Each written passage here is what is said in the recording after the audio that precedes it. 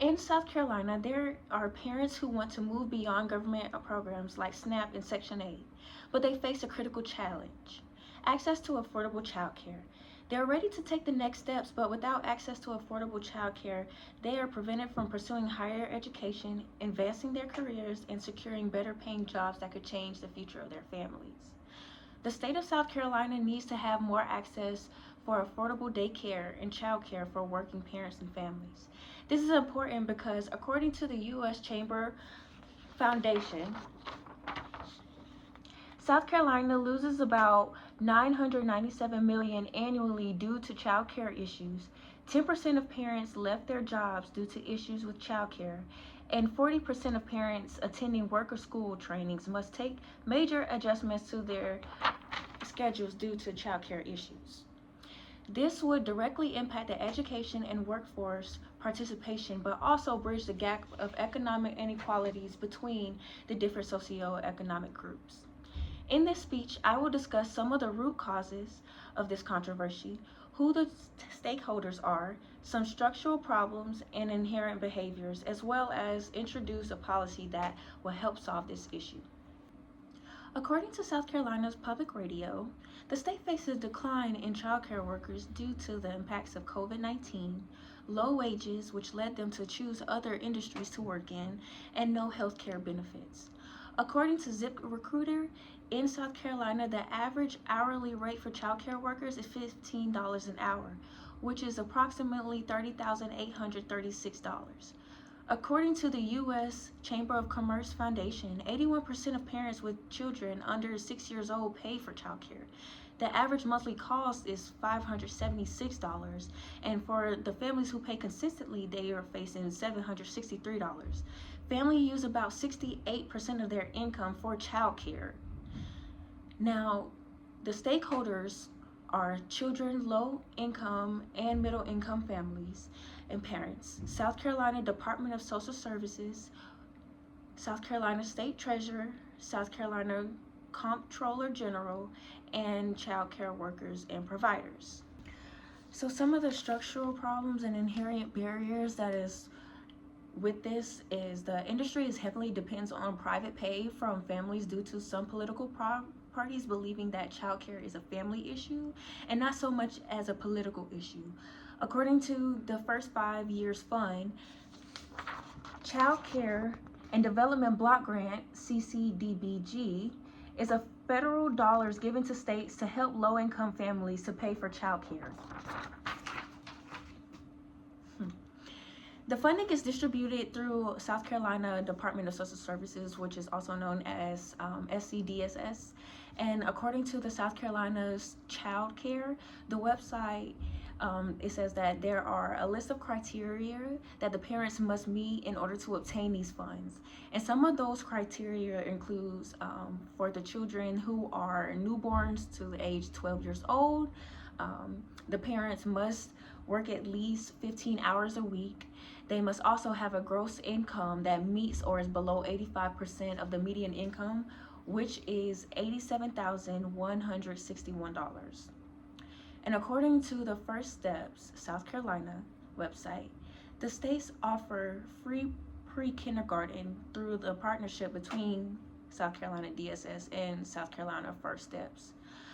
Now, which brings me to the question of, do our representatives know about the issues that this is having for like those low income and middle income families?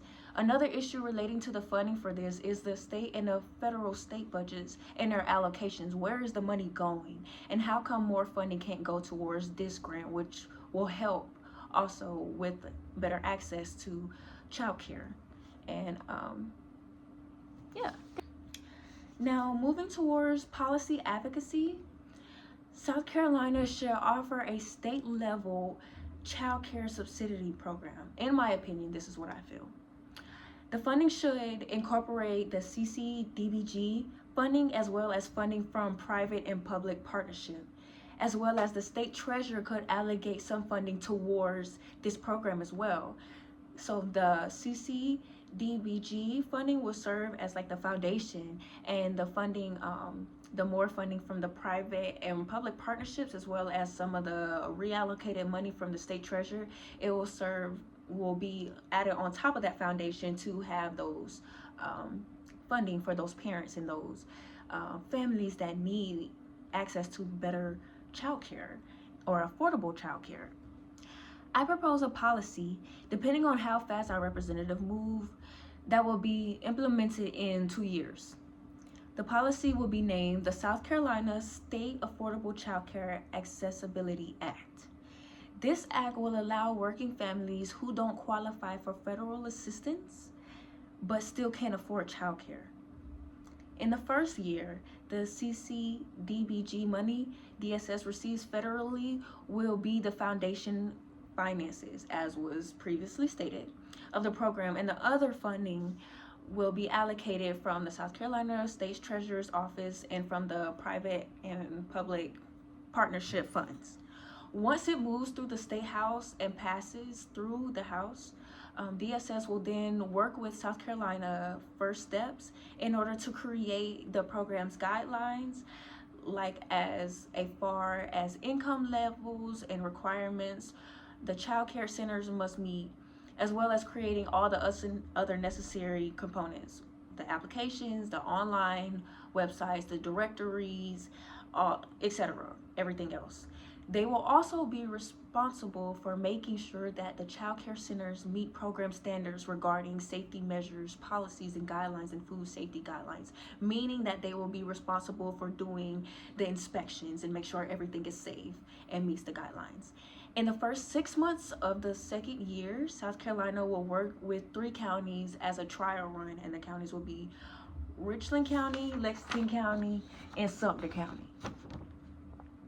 Child care businesses will start to receive reimbursements and support grants from DSS, as well as some parents will start receiving check vouchers for child care centers that are accepting them. Now, while this trial is going on, the centers must keep data and take surveys and send to DSS every month. And that way they can see and analyze the numbers of families that the program helped and how many parents were able to return to school and the workforce impact. And for the last half of the second year, the program will open up to the rest of the counties in South Carolina. And then some other initiatives as well to help increase the industry, like some workers to come and enter this industry. I would suggest coming up with a sub initiative under this program, or under this act. It would just have some counties to just partner up with some local colleges and technical colleges to offer some small grants for those who want to go into the child care job training or some schooling to give them to provide for these. And also to encourage companies to give employees child care stipends in order to have their employees to pay for the child care that they need in order to work there. In conclusion, the issue of affordable child care in South Carolina isn't just a family issue. It's a lived reality for thousands of single mothers, single fathers, and working families who are just trying to progress. We have those who want better for themselves and their children, but they can't without the necessary resources. With a targeted state-level program and real teamwork and partnerships across stakeholders, we can change that.